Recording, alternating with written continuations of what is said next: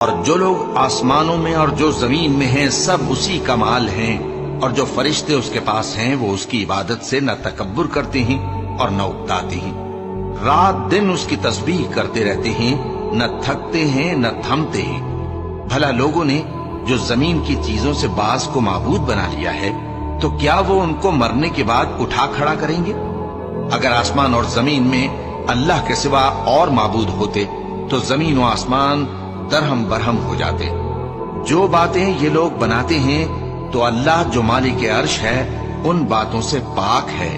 وہ جو کام کرتا ہے اس کی پرسش نہیں ہوگی، اور جو کام یہ لوگ کرتے ہیں اس کی ان سے پرسش ہوگی۔ کیا لوگوں نے اللہ کو چھوڑ کر اور معبود بنا لیے ہیں؟ کہہ دو کہ اس بات پر اپنی دلیل پیش کرو، یہ میری اور میرے ساتھ والوں کی کتاب بھی ہے، اور جو مجھ سے پہلے پیغمبر ہوئے ہیں ان کی کتابیں بھی ہیں۔ بلکہ بات یہ ہے